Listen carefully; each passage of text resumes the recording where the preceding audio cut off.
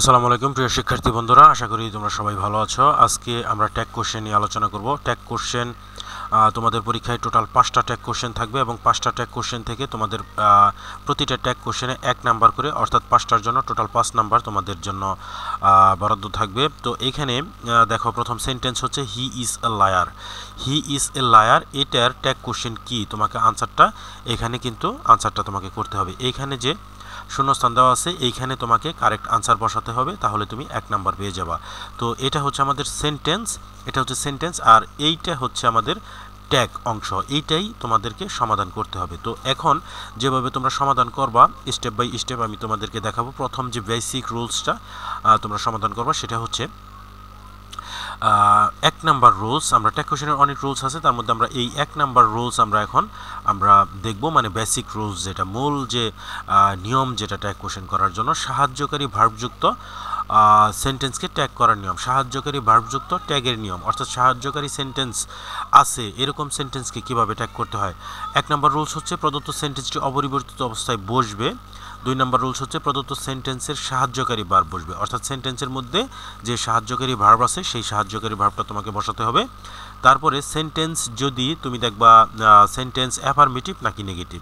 এখানে সেন্টেন্স যদি অ্যাফার্মেটিভ হয়, সেন্টেন্সটা যদি অ্যাফার্মেটিভ হয় তাহলে ট্যাগ অংশটা কিন্তু নেগেটিভ করতে হবে, আর সেন্টেন্সটা যদি নেগেটিভ হয় তাহলে ট্যাগ অংশ অ্যাফার্মেটিভ করতে হবে, অর্থাৎ বিপরীত হবে। অর্থাৎ সেন্টেন্স অ্যাফার্মেটিভ হলে ট্যাগ নেগেটিভ, সেন্টেন্স নেগেটিভ হলে ট্যাগ অ্যাফার্মেটিভ করতে হবে। এবং উক্ত সেন্টেন্সের সাবজেক্টের প্রোনাউন বসবে, অর্থাৎ যে সাবজেক্ট হবে, যে সাবজেক্ট দেওয়া থাকবে সেই সাবজেক্টের প্রোনাউন বসাতে হবে, নাউন কিন্তু বসানো যাবে না কোনোভাবেই। এবং সর্বশেষ রুলস হচ্ছে নোট অফ ইন্টারোগেশন, অর্থাৎ প্রশ্নবোধক চিহ্ন বসাতে হবে।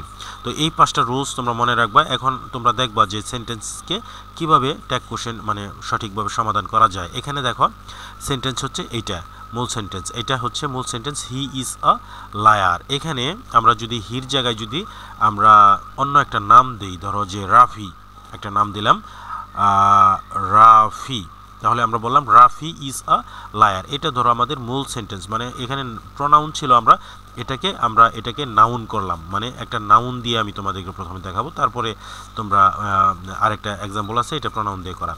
রাফি ইজ এ লায়ার, এটা হচ্ছে মূল সেন্টেন্স। তাহলে ট্যাগ করার প্রথম রুলস হচ্ছে মূল সেন্টেন্স বসাতে হবে। আমরা মূল সেন্টেন্সটা বসালাম কমা পর্যন্ত। এখন আমাদের 2 নাম্বার রুলস আমরা কি দেখছিলাম? 2 নাম্বার রুলসের মধ্যে আমরা দেখছিলাম যে প্রদত্ত সেন্টেন্সের সাহায্যকারী ভার্ব বসবে। তাহলে দেখো, এই রাফি ইজ এ লায়ার এই সেন্টেন্সের মধ্যে সাহায্যকারী ভার্ব অর্থাৎ অক্সিলারি ভার্ব আছে কিন্তু ইজ। তো এই অক্সিলারি ভার্ব ইজটা আমরা বসাইলাম। এইখানে হচ্ছে কিভাবে বসাতে হয় দেখো। তো এই সেন্টেন্সের মধ্যে রাফি ইজ এ লায়ার, এখানে আমরা রাফি বসাবো, আবার রাফি। আচ্ছা দেখো, এই প্রথম 1 নাম্বার রুলস হচ্ছে মূল সেন্টেন্সটা বসাতে হবে। মূল সেন্টেন্সটা আমরা বসালাম রাফি ইজ এ লায়ার, কমা পর্যন্ত বসালাম। এখন 2 নাম্বার রুলস হচ্ছে, 2 নাম্বার রুলস দেখো, প্রদত্ত সেন্টেন্সের সাহায্যকারী ভার্ব বসবে। এই সেন্টেন্সের সাহায্যকারী ভার্ব কি? ইজ। তো এই ইজটা বসাইলাম, এখন ইজ বসাইলাম। তারপরে 3 নাম্বার রুলস হচ্ছে সেন্টেন্স যদি অ্যাফার্মেটিভ হয় ট্যাগ নেগেটিভ হবে, সেন্টেন্স নেগেটিভ হলে ট্যাগ অ্যাফার্মেটিভ হবে, অর্থাৎ বিপরীত হবে। তাহলে সেন্টেন্সটা দেখো, অ্যাফার্মেটিভ সেন্টেন্স, নেগেটিভ সেন্টেন্স থাকলে নো, নট, নেভার এগুলো থাকতো। হ্যাবোধক বাক্য অ্যাফার্মেটিভ সেন্টেন্স, সো অবশ্যই বিপরীত হবে, ইজ নট বসাতে হবে, ইজ নট। এখন ইজ নট যে আমরা বসাবো, এটা কখনো কিন্তু ইজ নট বসানো যাবে না, এটার সংক্ষিপ্ত রূপ বসাতে হবে, ইজেন্ট বসাতে হবে। ইজ নট আমরা বসাতে পারবো না, সংক্ষিপ্ত রূপ ইজ এন টি, ইজেন্ট, এভাবে বসাতে হবে। এখন 4 নাম্বার রুলস কি? উক্ত সেন্টেন্সের সাবজেক্টের প্রোনাউন বসবে। সাবজেক্ট কি? রাফি। এই রাফির প্রোনাউন কি? রাফি একটা ছেলে, সো রাফির প্রোনাউন হচ্ছে হি আমরা বসাইলাম। তারপরে হচ্ছে নোট অফ ইন্টারোগেশন, অর্থাৎ প্রশ্নবোধক চিহ্ন বসবে। নোট অফ ইন্টারোগেশন শেষে কিন্তু প্রশ্নবোধক চিহ্ন, এটা কিন্তু দেওয়াই আছে, প্রশ্নবোধক চিহ্ন বসবে। সো এই অংশটা তুমি বাদও দিয়ে দিতে পারো, যেহেতু এটা দেওয়া আছে, তুমি জাস্ট বসাবা। তারপরে 5টা রুলস আমরা মনে রাখবো, 1 2 3 4 5, এইভাবে 5টা রুলস আমরা মনে রাখবো। পরের যে সেন্টেন্সটা আছে দেখো, এই সেন্টেন্সটাও তোমরা সমাধান করো।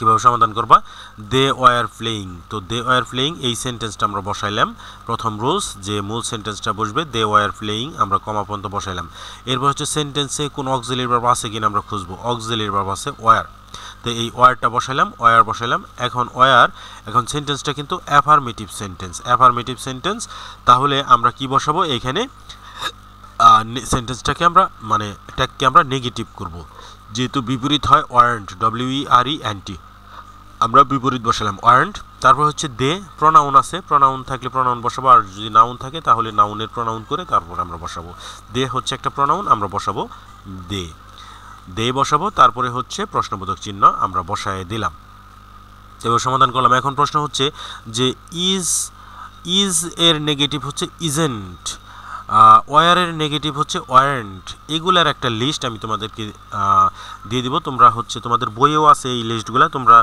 স্ক্রিনশট দিয়ে রাখো যাতে সহজে মনে থাকে বা নোট করে রাখতে পারো এম নট হয় আরেন্ট ইজ নট হয় ইজেন্ট আর নট হয় আরেন্ট দেখো এম নট কিন্তু অ্যামেন্ট হওয়ার কথা ছিল কিন্তু এটা আরেন্ট হয়েছে এটা ব্যতিক্রম এটা মনে রাখবা বাকি সবগুলো কিন্তু মিল আছে ওয়াজ নট ওয়াজেন্ট তারপর হচ্ছে ওয়ার নট ওয়ারেন্ট তারপরে উইল নট উন্ট দেখো বানানটা লক্ষ্য করো উন্ট তারপর হচ্ছে শ্যাল নট শ্যান্ট এগুলো কিন্তু নেগেটিভ ফর্ম সংক্ষিপ্ত রূপ এগুলো কিন্তু তুমি কখনো কিন্তু ক্যান নট তুমি ইউজ করতে পারবে না ট্যাগে ক্যান নট ইউজ করতে পারবে না তোমাকে সবসময় ক্যান্ট ইউজ করতে হবে সংক্ষিপ্ত রূপটা ইউজ করতে হবে কুডেন্ট তারপরে কি আছে কুডেন্টের পরে দেখো অনেকগুলো আছে এখানে মে নট মেইন্ট তারপর হচ্ছে মাইট নট মাইটেন্ট তারপরে মাস্ট নট মাস্টন্ট এবং has not hasn't have not haven't had not hadn't do not don't তারপরে দেওয়া আছে যেগুলো হচ্ছে ডাজ নট ডাজন্ট